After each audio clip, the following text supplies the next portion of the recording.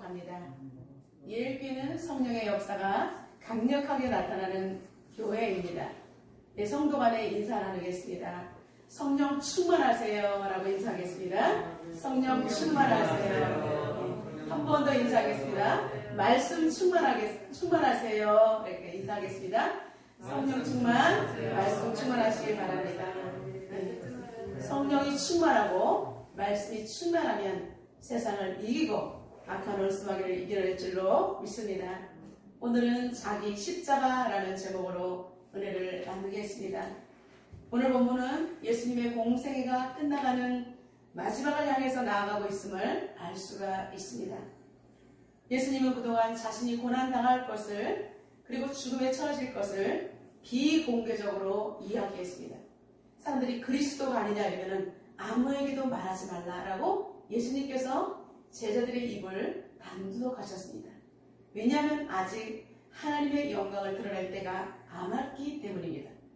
그러나 이방 땅인 가이사라 빌립보 지역에 이뤘을 때에 예수님께서는 제자들에게 사람들이 나를 어떻게 생각하느냐라고 사람들의 반응을 물으셨습니다. 더러는 엘리야 이렇게 선지자라고 말한다라고 제자들이 말하셨습니다. 그랬더니 예수님께서는 제자들에게 말합니다.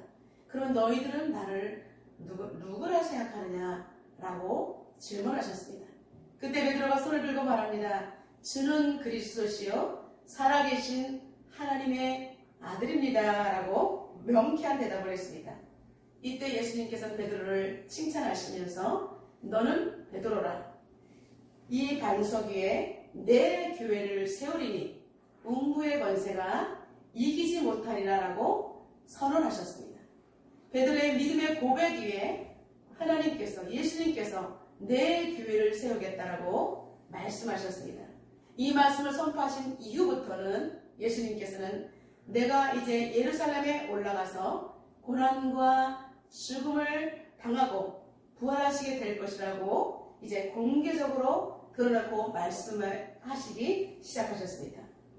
여러 번 말씀하셨지만 이제 구체적으로 죽음에 대해서 말씀하시는 것은 이번이 처음이었던 것입니다. 그렇다면 우리가 생각할 때 예수님께서는 왜 예루살렘에 올라가서 죽임을 당할 것이다 라고 예루살렘이라는 도시를 이야기했을까요? 그것은 유대인의 공동체 최고의 은혜 기관인 산헤드린 공의회, 모든 종교적인 것을 결정하는 기관이 바로 산헤드린 공의회였는데 그 공의회가 예루살렘에 있었던 것입니다. 그리고 예루살렘의 그 산헤드린 공의회는 임원들이 누구였냐면 대제사장, 서기관, 바리새인들이 임원들로 되어 있었던 것입니다. 그리고 장로들은 민간 대표들이죠. 민간 보통 사람들의 대표. 그리고 대제사장은 주로 사두개인들, 그리고 서기관들은 바리새인들을 가리킵니다. 우리는 성경에서 바리새인, 사두개인 많이 들었는데 도대체 이 사람들은 누구야? 우리는 헷갈릴 때가 있습니다. 같은 사람들 아닌가? 여러분, 다른 부류의 사람입니다. 사두개인들은 누구냐면 경제적으로 굉장히 부유한 사람들이었습니다. 근데 이들의 특징은 예수님, 부활신앙이 아니에요. 부활을 절대 믿지 않아요. 다 하나님을 믿어요. 그런데 부활을 믿지 않는 거예요. 그리고 구약의 모세 오경만 믿는 거죠. 창세기, 출애굽기, 레위기, 민수기, 신명기, 모세가 지은 오경만 믿는 거예요. 구약을 다 믿지 않는 거예요. 그러면 바리새인들은 누구예요? 학식이 풍부한 사람들이죠. 경제적으로도 중산층 정도 됩니다. 서민들, 굉장히 가난한 사람들하고는 이분들이 훨씬 잘 살죠. 그러나 바리새인들은 하나님을 믿고 부활을 믿어요.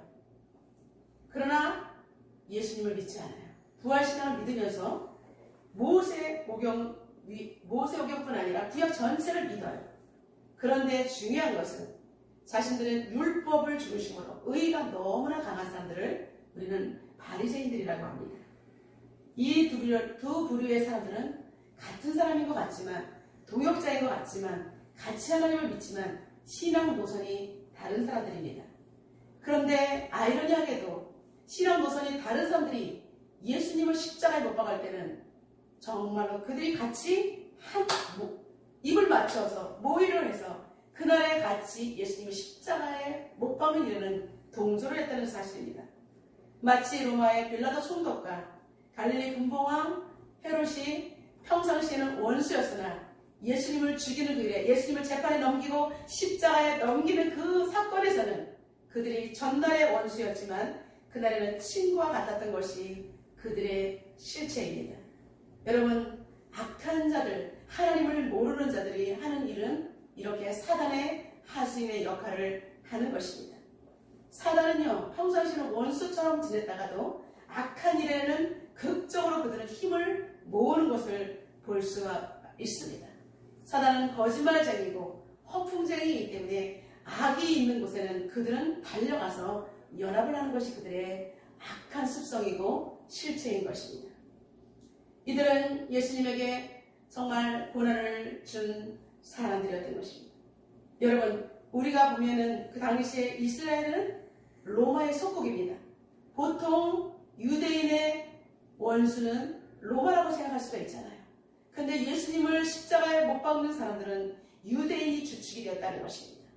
그래서 예수님께서는 내가 예루살렘에 올라가서 이제 고난을 당하고 죽임을 당하고 그리고 부활할 것이다 라고 말씀하신 것은 내가 동족으로부터 고난을 받고 같은 신앙 노선에 있는 사람들 때문에 내가 죽임을 당하고 그리고 어려움에 처해질 것이라고 말씀하신 것입니다. 여러분, 너무나 생각할 때 정말로 예수를 믿는 사람들, 우리도 볼 신앙생활할 때 같이 신앙생활하는 사람들이 어려움을 줄 때가 있는 것을 생각하면 되는 것입니다. 예수님의 이 말씀을 듣고 제자들은 난리가 났습니다. 아니, 우리 선생님이 우리는 지금 예루살렘에 가는 길인데 이제 예루살렘에 가면 정말 번듯하게 예수님이 왕으로 등극하는 줄 알았더니, 왜냐하면 예수님 가는 데마다 가난의 문제를 해결했습니다. 오병이어, 칠병이어로 사람들의 배고픔을 해결해 주셔야 돼요. 그리고 질병을 고쳐줘요. 가난한 자리 병원에 못 갑니다. 근데 이분이야말로 로마에서부터 우리를 해방할 수 있는 정말 유일한 사람인데, 아니 죽는다니 있을 수가 없는 일이죠. 그랬을 때 그리하지 마십시오. 예수님이 죽으면 안 됩니다. 왜 예수님이 살으셔서 우리를 행복하게 해주셔야지 왜 예수님이 죽어야 하십니까? 절대로 이 일이 주님께 일어나지 않을 것입니다 라고 강경하게 베드로가 말렸습니다. 이 베드로의 말에 예수님은 냉담하셨습니다. 좀 전에는 베드로가 주는 그리스도시요 살아계신 하나님의 아들이라고 했을 때는 정말로 베드로를 칭찬하셨습니다. 근데 지금 바로 그 다음에 예루살렘에 고난을 받는다 했을 때 주여 그리하지 마옵소서, 절대 이 일이 주님에게 일어날 수 없습니다라고 예수님에게 강경하게 말할 때 예수님은 냉담하셨습니다. 첫 번째 예수님의 반응은 베드로를 책망하신 것입니다. 23절에 책망을 엄청나게 무섭게 합니다. 사탄아 내게로 물러가라. 여러분, 제자를 향해서 사탄아 물러가라 라고 말씀하신 것입니다. 너는 나를 넘어지게 하는 자로다. 내가 하나님의 일을 오히려 해방하는 도다. 하나님의 일을 생각하지 않냐고 사람의 일을 생각한다라고 베드로를 꾸짖었습니다. 여러분, 예수님이 베드로를 미워해서 이런 말을 한 것일까요? 아닙니다. 인간의 생각, 하나님의 거룩한 뜻을 이루어야 되는데 그가 인간의 생각을 앞서서 예수님 그리하지 마옵소서라고 하나님의 일을 해방할 때 사탄아 물러가라라고 선포하고 있는 것입니다. 여러분, 아직까지 베드로는 예수님의 기적과 이적을 보면서도 예수님이 십자가가 무슨 뜻인지 그는 이해하지 못했다는 것입니다. 여러분, 영적으로 우리가 알지 못하면 하나님의 역사를 우리가 이해할 수가 없는 것입니다. 교회를 오래 다녀도 여러분, 영적으로 성령의 폭발적인 은혜가 우리한테 부어지지 않으면 정말 우리는 하나님의 일을 알 수가 없는 것입니다. 여전히 귀는 커지면서 그냥 교회 와서 몸은 앉아 있는데 세상 사람들과 똑같은 가치관이 바뀌지 않으면 오늘 베드로와 같은 이런 말을 할 수밖에 없는 것입니다. 예를 들어서 내 자녀가 선교사로 가겠다는데 어머니가 믿음이 없으면 절대 못 간다. 내가 죽어도 가라. 이렇게 말리는 어머니가 똑같은 것입니다. 그런데 믿음 있는 어머니는 어떻게 해요? 내 육신으로 낳은 자식이 고난의 현장, 정말 죽음이 도사리는 선교 현장에 간다를 때 못 가게 말리고 싶지만 그러나 하나님의 뜻을 강력하게 받은 그 딸이 나는 가겠습니다 라면 보낼 수밖에 없는 것이 우리는 믿음의 사람들인 것입니다.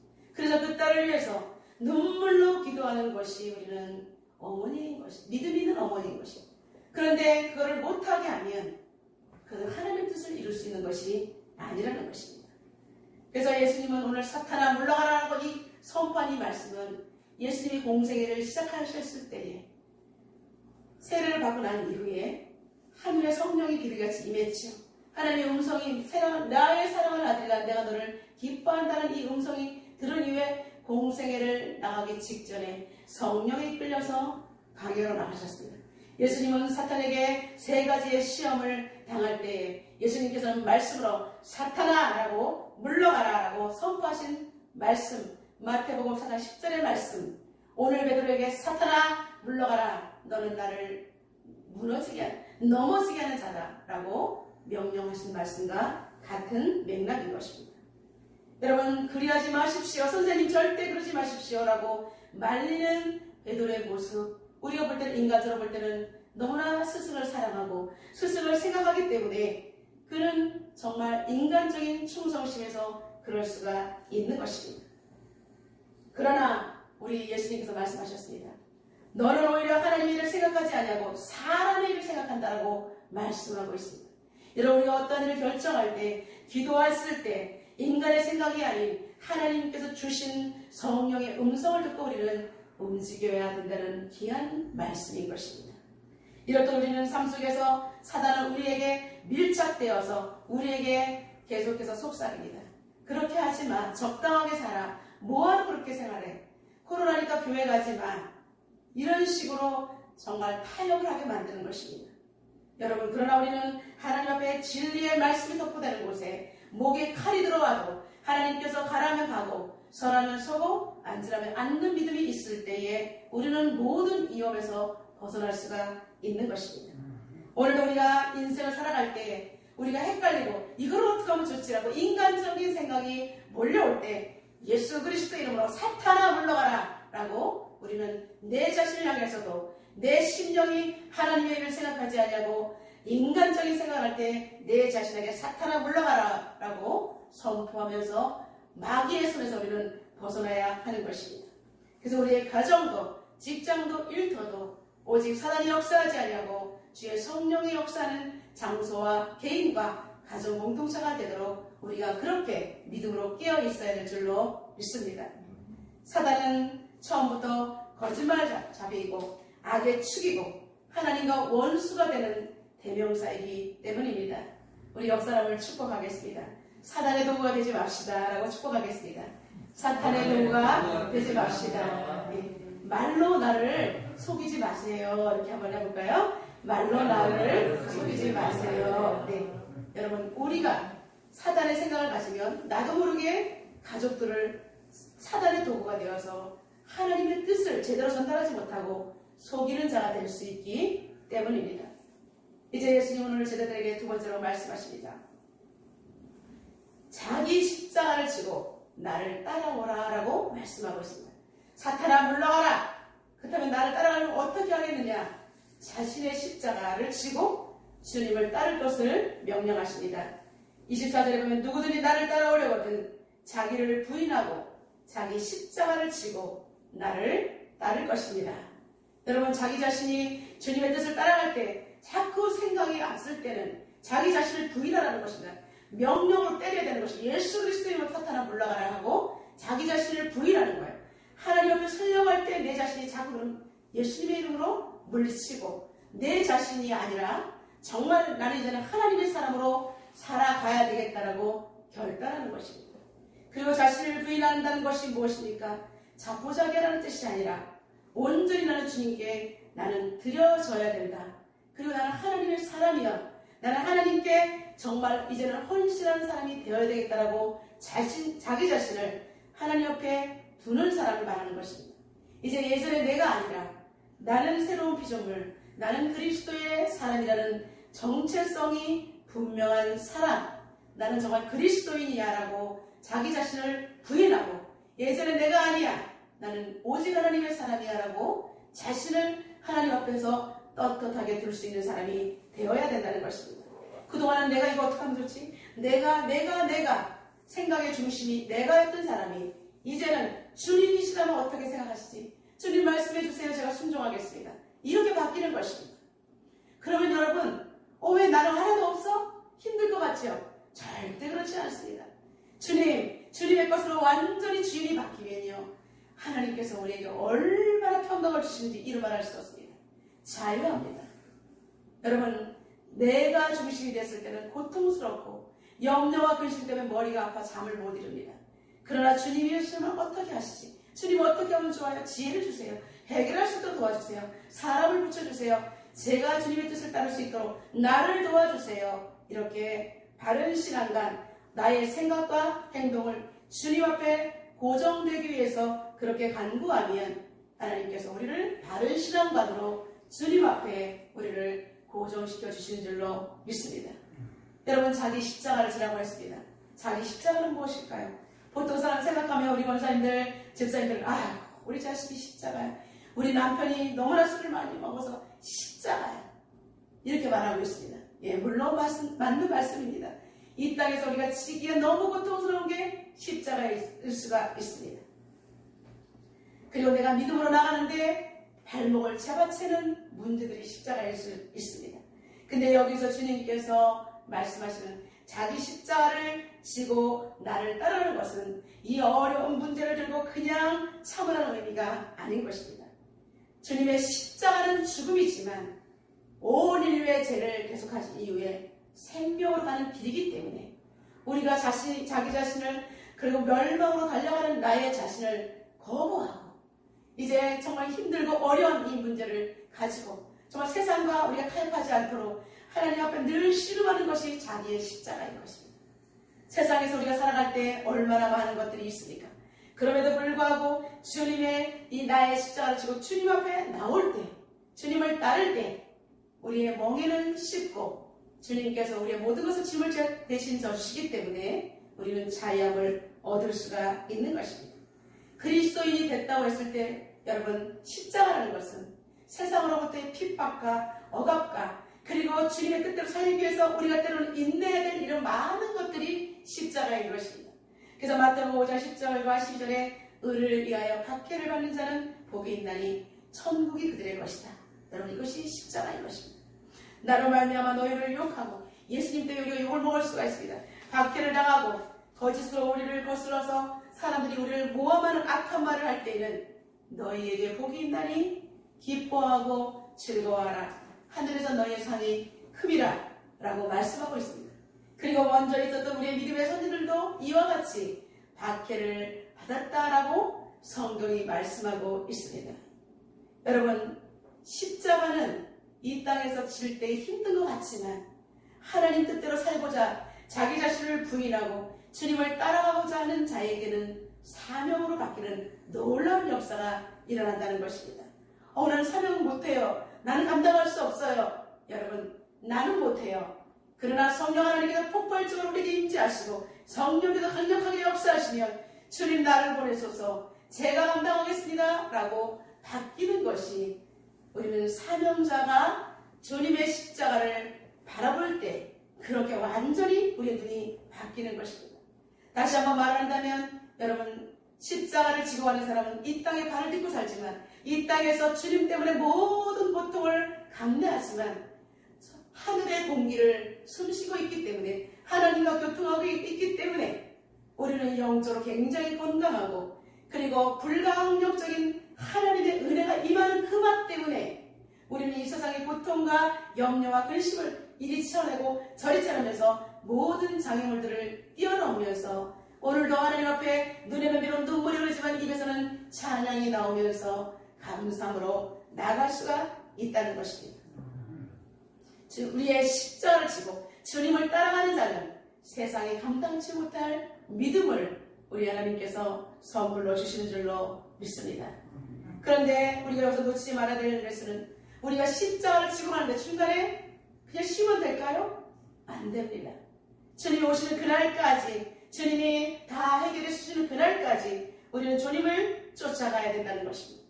주님께서 오실 때에 그동안 우리가 눈물의 십자가, 고난의 십자가, 고통의 십자가를 지는 것을 그날에 오셨을 때에 다 보상하신다라고 말씀하시면서 인자가 여기 살아있을 때에 인자가 오는 것을 볼 사람들도 있다라고 분명히 우리에게 깨어있으라고 말씀하시는 것입니다. 그렇다면 저와 여러분 십자가를 주님 앞에 따를 때 언제까지냐? 주님이 오시는 그날까지 우리는 따라가야 되는 것입니다.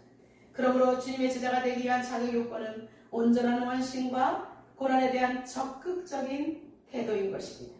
여러분 고난이 왔다고 무서워하지 마시고 주님 감당할 수 있는 힘과 능력을 주세요라고 그렇게 기도하면서 이겨나가시기를 주님의 이름으로 축원합니다. 그럼 여기서 질문을 던져봅니다. 주님의 제자가 되는 길이 왜 그리 험난한가?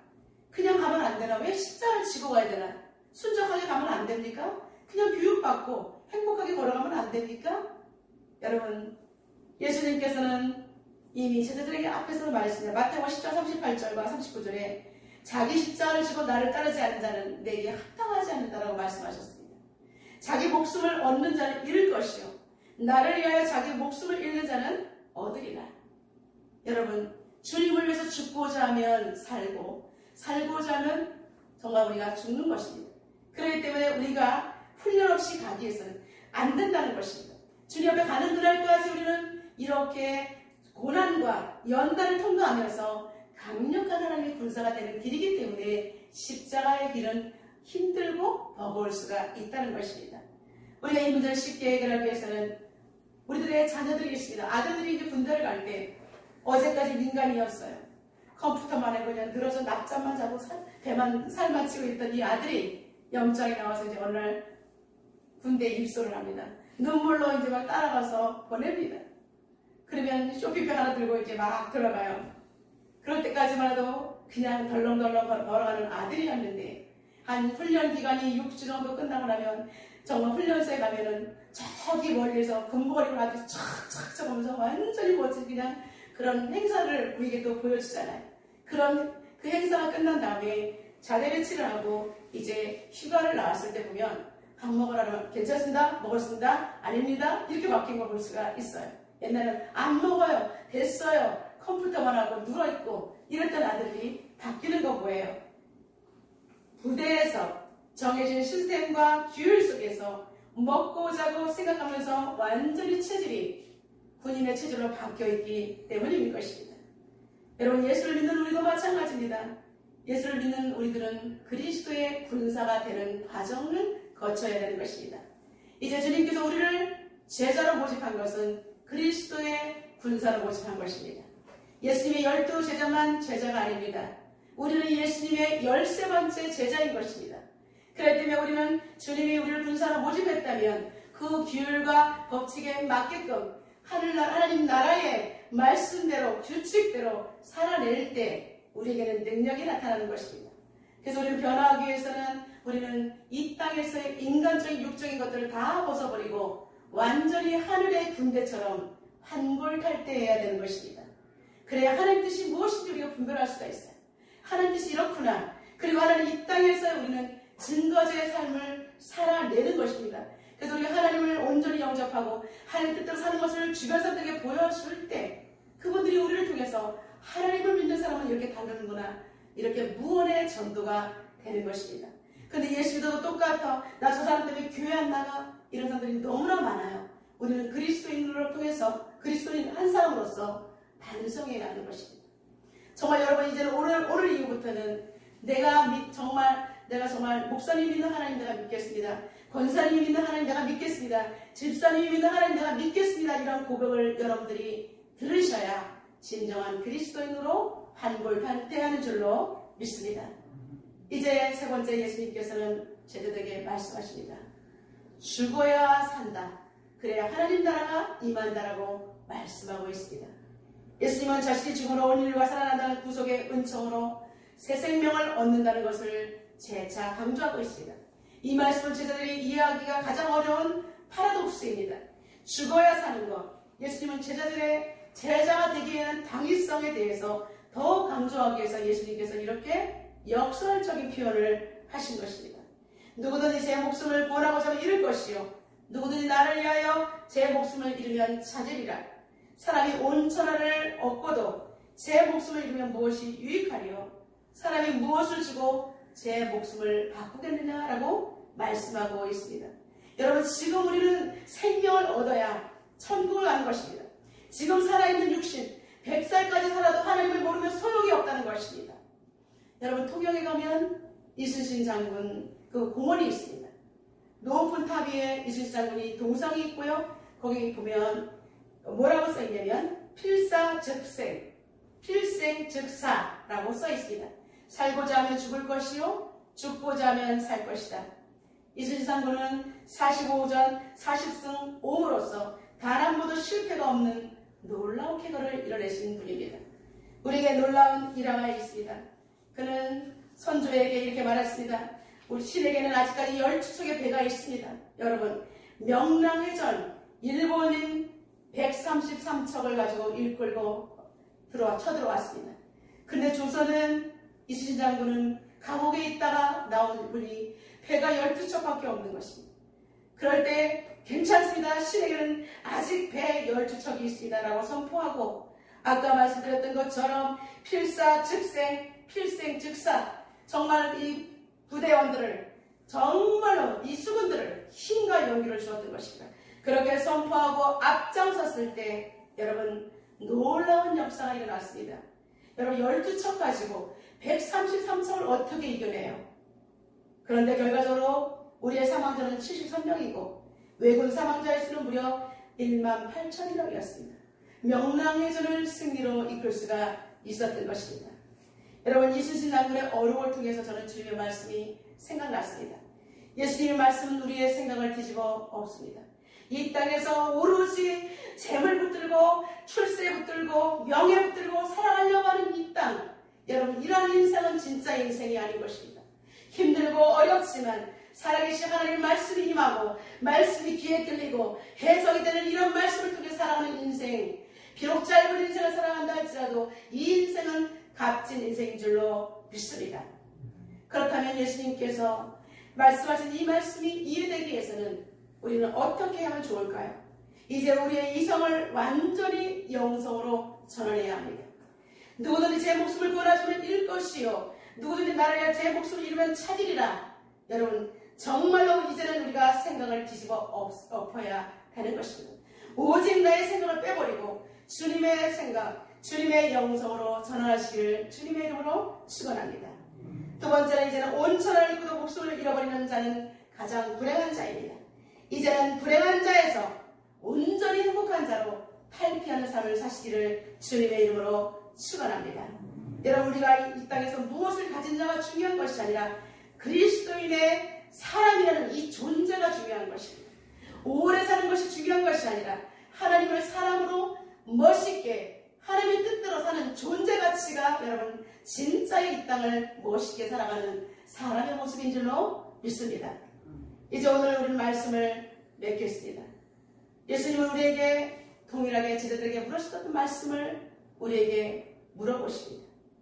과연 이 험한 산에서 십자가를 지고 주님을 따를 수 있을 것인가? 우리에게 도전하십니다.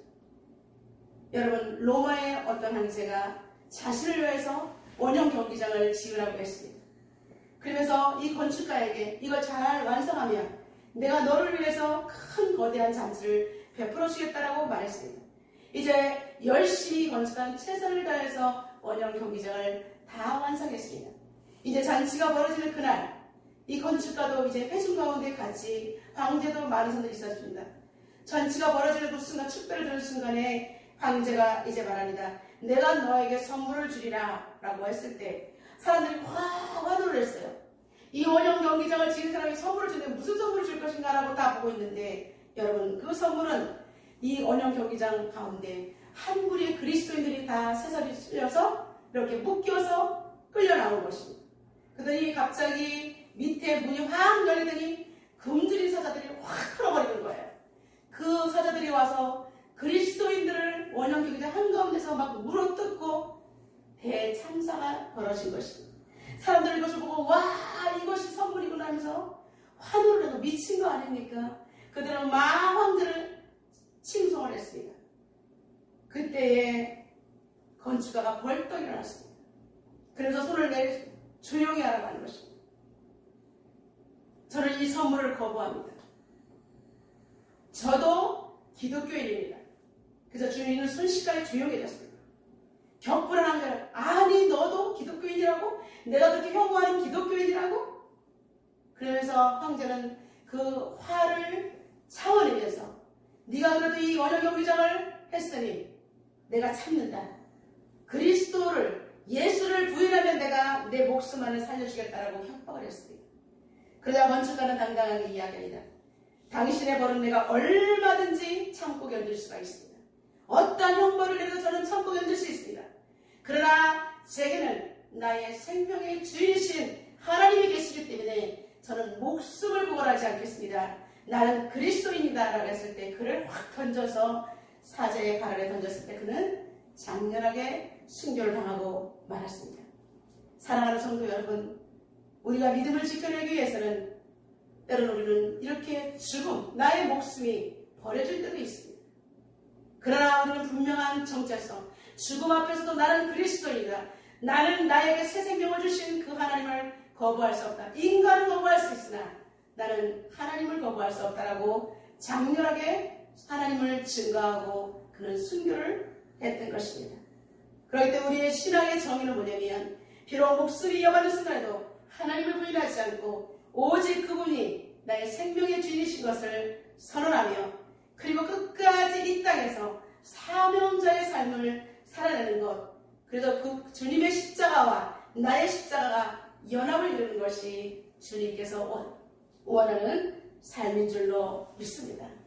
여러분, 여러분의 가정이 온전히 이렇게 진정한 그리스도인으로 거듭나시기를 주님의 이름으로 축원합니다. 여러분의 직장과 일터가 이러한 하나님께서 운행하시는 복된 공동체가 되시기를 주님의 이름으로 축원합니다. 여러분 예일교회 여러분 정말 이런 바른 신앙을 가지고 정말 나의 십자가를 지고 끝까지 세계의 열방을 향해서 달려가는 하나님께서 가장 원하시는 그리스도의 온전한 제자가 되는 저와 여러분 되시기를 주님의 이름으로 축원합니다. 우리 오늘 주신 말씀 붙들고 통성으로 기도하며 나가도록 하겠습니다. 주님께서 오늘 우리에게 말씀하신